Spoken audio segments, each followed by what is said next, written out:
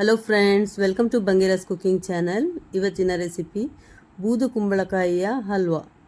ಇದನ್ನು ಮಾಡೋದು ತುಂಬ ಸುಲಭ ಫ್ರೆಂಡ್ಸ್, ತುಂಬ ಟೇಸ್ಟ್ ಆಗ್ತದೆ.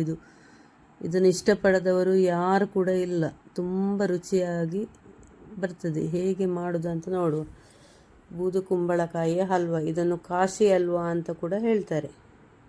ನೋಡಿ ಹೇಗೆ ಮಾಡೋದು ಅಂತ ಹೇಳಿ ತೋರಿಸಿಕೊಡ್ತಾ ಇದ್ದೇನೆ. ನೋಡಿ, 2 ಬೂದು ಕುಂಬಳಕಾಯಿಯನ್ನು ನಾನು ಕಟ್ ಮಾಡಿ ತಗೊಂಡಿದ್ದೇನೆ. ಇದನ್ನು ತುರ್ಕೊಳ್ಬೇಕು. ನೋಡಿ, ಈ ಥರ ತುರ್ಕೊಳ್ತಾ ಇದ್ದೇನೆ.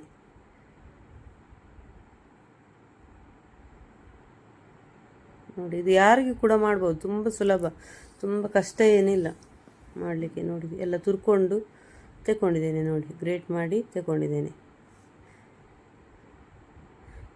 ಇದನ್ನು ಈಗ ನಾನು ಹಿಂಡಿ ಇದರ ನೀರು ತೆಗಿತಾ ಇದ್ದೇನೆ. ತುಂಬ ನೀರೆಲ್ಲ ತೆಗಿಬಾರ್ದು, ಸ್ವಲ್ಪ ಸ್ವಲ್ಪ ನೀರು. ನೋಡಿ, ಈ ಥರ ತೆಗಿತಾ ಇದ್ದೇನೆ. ನೀರೆಲ್ಲ ಪೂರ್ತಿಯಾಗಿ ತೆಗಿಬಾರ್ದು, ಸ್ವಲ್ಪ ಅಲ್ಲಿಂದ ಅಲ್ಲಿಗೆ ಸ್ವಲ್ಪ ನೀರು ತೆಗಿಬೇಕು.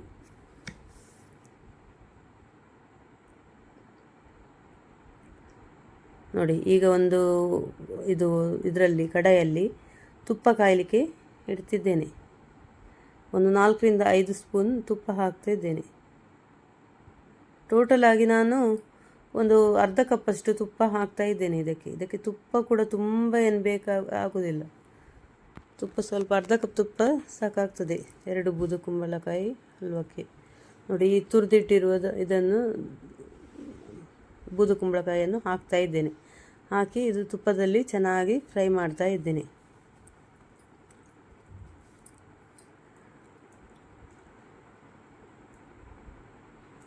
ನೋಡಿ, ಚೆನ್ನಾಗಿ ಬಾಡಬೇಕಿದು.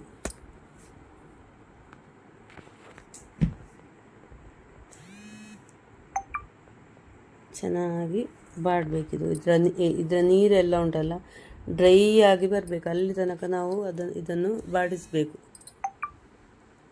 ನೋಡಿ, 2 ಕಪ್ಪಿನಷ್ಟು ಸಕ್ಕರೆ ಹಾಕ್ತಾ ಇದ್ದೇನೆ ನಾನು.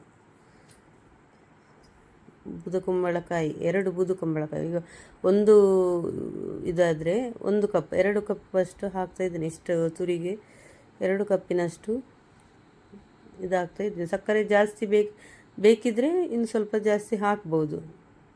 ನಮಗೆ 2 ಕಪ್ಪಿನಷ್ಟು ಸಕ್ಕರೆ ಕರೆಕ್ಟ್ ಆಯಿತು ಇದಕ್ಕೆ. ಇದು ಸಕ್ಕರೆ ನೀರಾಗ್ತಾ ಬರ್ತದೆ. ಈಗ ನೀರಾಗಿ ಬರ್ತದೆ. ಆ ನೀರಾಗಿ ಪುನಃ ಅದಕ್ಕೆ ಎಳ್ಕೊಳ್ಬೇಕು. ಬೂದು ಕುಂಬಳಕಾಯಿಗೆ ಎಳ್ಕೊಂಡು ಡ್ರೈ ಆಗಿ ಬರ್ತದೆ. ಅಲ್ಲಿ ತನಕ ಫ್ರೈ ಮಾಡಬೇಕು. ನೋಡಿ, ಇದರ ನೀರೆಲ್ಲ ನೋಡಿ ಬಿಟ್ಕೊಂಡಿದೆ. ಸಕ್ಕರೆ ಪಾಕ ಎಲ್ಲ ಬಿಟ್ಕೊಂಡಿದೆ. ನೋಡಿ, ಕುಂಬಳಕಾಯಲ್ಲಿ ಕೂಡ ನೀರು ಇತ್ತು. ನಾನಂದರೆ ಪೂರ್ತಿ ನೀರು ತೆಗಿಲಿಲ್ಲ, ಸ್ವಲ್ಪ ನೀರು ತೆಗೆದದಷ್ಟೇ. ಹಾಗಾಗಿ ಅದರ ನೀರು ಕೂಡ ಇರ್ತದೆ ಅದರಲ್ಲಿ.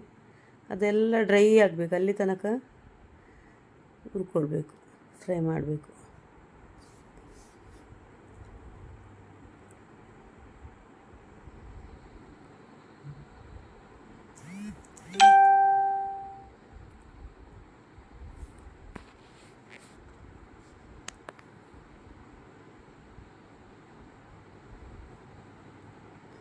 ನೋಡಿ, ಇದಕ್ಕೆ ರುಚಿಗೆ ಸ್ವಲ್ಪ ಉಪ್ಪು ಹಾಕ್ತಾ ಇದ್ದೇನೆ ನಾನು.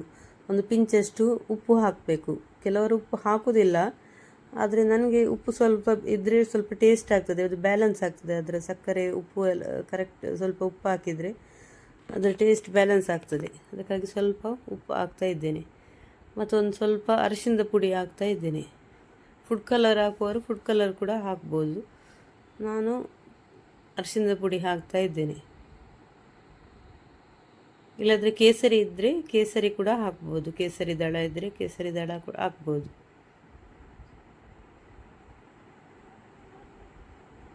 ಕೆಲವರಿಗೆ ಕೇಸರಿ ದಳದ ಫ್ಲೇವರ್ ಇಷ್ಟ ಆಗೋದಿಲ್ಲ. ನಾನು ಅರಿಶಿಣದ ಪುಡಿ ಹಾಕಿದ್ದೇನೆ. ನೋಡಿ, ಇನ್ನೂ ತುಂಬ ಡ್ರೈ ಆಗಬೇಕಿದು. ಇದರಲ್ಲಿ ನೀರು ಕ್ವಾಂಟಿಟಿ ತುಂಬ ಉಂಟು. ಎಲ್ಲ ಡ್ರೈ ಆಗಿ ಬರಬೇಕು. ಟ್ರಾನ್ಸ್ಪರೆಂಟ್ ಆಗಿ ಕಲರ್ ಬರ್ತದೆ. ಅದು ಒಂಥರ ಈ ಕುಂಬಳಕಾಯಿ ಒಂಥರ ಟ್ರಾನ್ಸ್ಪರೆಂಟ್ ಕಲರ್ ಬರ್ತದೆ. ಅಲ್ಲಿ ತನಕ ಚೆನ್ನಾಗಿ ಫ್ರೈ ಮಾಡಬೇಕು. ಅದರ ನೀರೆಲ್ಲ ಹೋಗಿ ತುಪ್ಪ ಸೈಡಿಂದ ಬಿಟ್ಕೊಳ್ತಾ ಬರ್ತದೆ. ಅಲ್ಲಿವರೆಗೂ ಫ್ರೈ ಮಾಡಬೇಕು.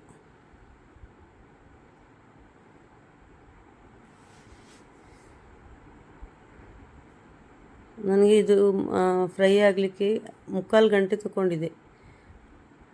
ಅಂದರೆ ಅದರ ನೀರೆಲ್ಲ ಡ್ರೈ ಆಗಿ ಬರಲಿಕ್ಕೆ 3/4 ಗಂಟೆ ತಗೊಂಡಿದೆ.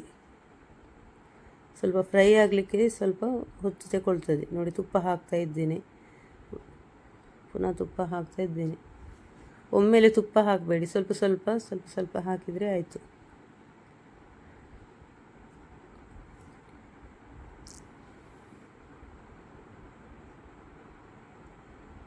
ನೋಡಿ, ಡ್ರೈ ಆಗ್ತಾ ಬರ್ತಾ ಉಂಟು.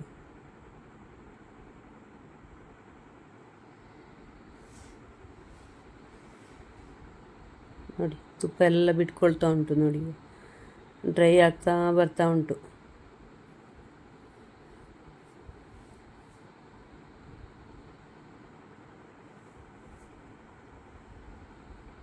ನೋಡಿ, ಗೊತ್ತಾಗ್ತದೆ. ನೋಡಿ, ಈಗ ತುಪ್ಪ ಎಲ್ಲ ಬಿಟ್ಕೊಳ್ತಾ ಬರ್ತಾ ಉಂಟು. ಇದರ ನೀರೆಲ್ಲ ಡ್ರೈ ಆಗಿದೆ, ಸಕ್ಕರೆ ಎಲ್ಲ ಡ್ರೈ ಆಗಿ ಬಂದಿದೆ.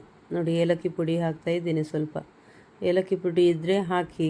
ಏಲಕ್ಕಿ ಪುಡಿ ರುಚಿ, ಟೇಸ್ಟ್, ಸ್ವೀಟಿಗೆಲ್ಲ ತುಂಬ ಒಳ್ಳೆಯದಾಗ್ತದೆ.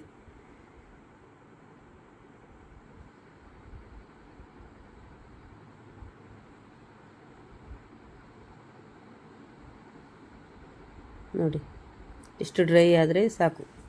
ಈಗ ಒಂದು ಗೋಡಂಬಿಯನ್ನು ಫ್ರೈ ಮಾಡ್ತಾ ಇದ್ದೀನಿ ತುಪ್ಪದಲ್ಲಿ. ಸ್ವಲ್ಪ ತುಪ್ಪ ಹಾಕಿ ಗೋಡಂಬಿಯನ್ನು ರೋಸ್ಟ್ ಮಾಡಿ ಅದಕ್ಕೆ ಹಾಕ್ತಾ ಇದ್ದೇನೆ.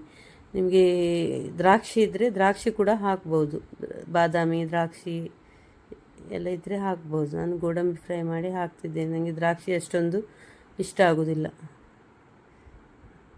ನೋಡಿ, ತುಂಬ ಚೆನ್ನಾಗಿ ಟೇಸ್ಟಾಗಿ ಬಂದಿದೆ ಬೂದು ಕುಂಬಳಕಾಯಿಯ ಹಲ್ವ, ಕಾಶಿ ಹಲ್ವ. ನೀವು ಮನೆಯಲ್ಲಿ ಟ್ರೈ ಮಾಡಿ ಫ್ರೆಂಡ್ಸ್. ಹೇಗಾಗಿದೆ ಅಂತೇಳಿ ಕಮೆಂಟ್ ಮೂಲಕ ತಿಳಿಸಿ. Thank you friends.